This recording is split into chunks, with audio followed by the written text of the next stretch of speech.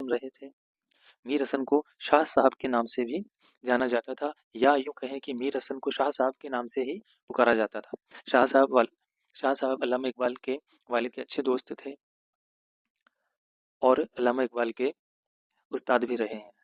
इनसे मुताल्लिक अहम बात ये है कि जब अल्लामा इकबाल को अंग्रेज़ी हुकूमत के ज़रिए 1923 में सर का खिताब दिया जा रहा था, तो उन्होंने ये कहा कि मैं इस खिताब को तभी कबूल करूँगा कि जब मेरे उस्ताद यानी कि मीर हसन साहब को भी शमसुल उलमा के खिताब से नवाजा जाए।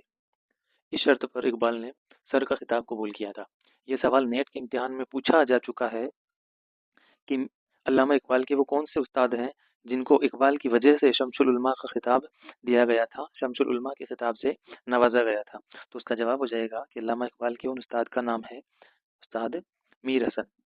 इनको इकबाल की वजह से शमसुल उलमा के खिताब से नवाजा गया था। आगे हम देखेंगे कि इकबाल के शायरी के उस्ताद, अभी तक हमने देखा कि ये इकबाल के बचपन के उस्ताद हैं। अब हम देखेंगे कि इकबाल के शायरी के उस्ताद कौन रहे हैं।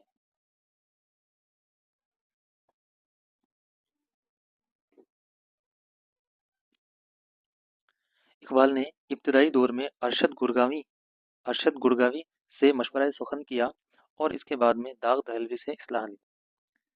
इम्तिहानात में दाग दहलवी से मुतालिक सवाल पूछा गया है कि इन चार ऑप्शन में से इकबाल के शायरी के उस्ताद कौन रहे हैं। तो उस वक्त ऑप्शन रहा था दाग दहलवी, इसलिए हमने इसको थोड़ा हाईलाइट कर दिया है। हम लोगों को खास तौर से याद रखना है कि इकबाल की शायरी के उस्ताद कौन है।